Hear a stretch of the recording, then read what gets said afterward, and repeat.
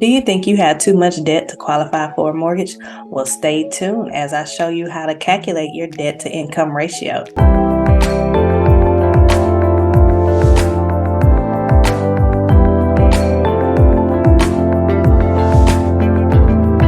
What's up, guys? Welcome back to my channel. If this is your first time here, I'm glad to have you. Before we get started, be sure you subscribe, hit that like button, and turn on those notifications so you know every time a new video is dropped. All right, so in my previous video, we discussed finances, and one of the tips and things that I brought up was your debt to income ratio, also known as your DTI. That's something the lenders are going to look for, and they want to know how much more debt can you afford when they're trying to calculate how much home you can afford. So don't worry, I'm going to show you how to calculate this number, and this is going to give you a good starting point before you even speak with a lender. So let's get started. You will hear a lot of realtors and lenders refer to your DTI. DTI is short for debt to income ratio. This ratio shows lenders how much of your income goes towards paying your bills, also known as debt. This is one of the factors lenders use to determine your ability to pay back a loan. The lower your DTI, the more home you can afford, and vice versa.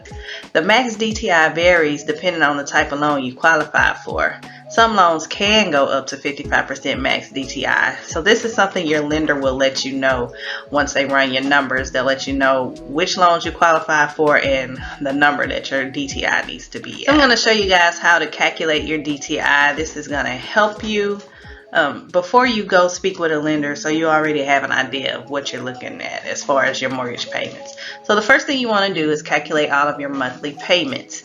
Add your minimum monthly payment for all of your credit cards. That's the minimum amount you're required to pay, not what you actually pay.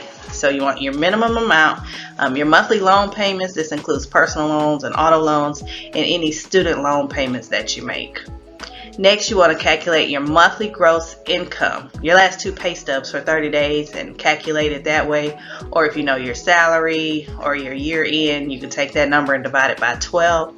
So we want your monthly gross income and we want the amount before taxes are taken out.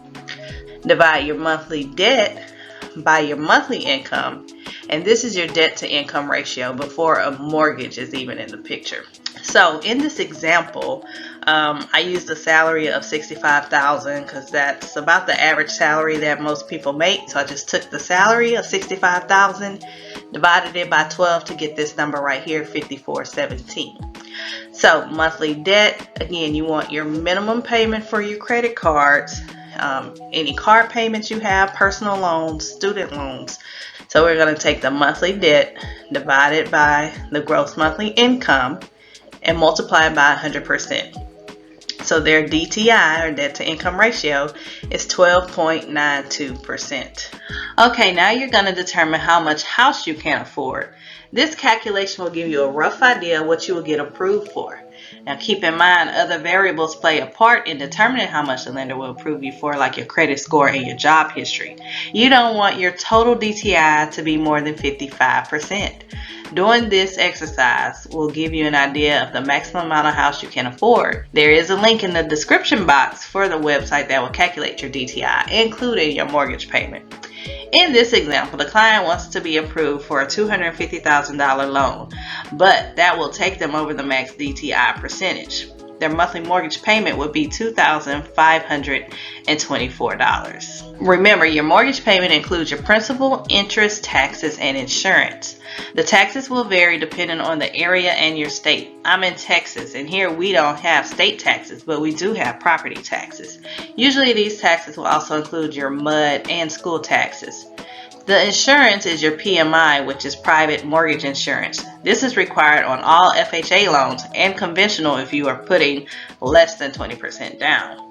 So on a $65,000 per year salary with $700 worth of monthly debt, this person will not qualify for a $250,000 loan because that would bring their total DTI to 59% right here. So remember, we want the total DTI to be under 55%. So you would need to keep playing with the mortgage number if this was the case for you.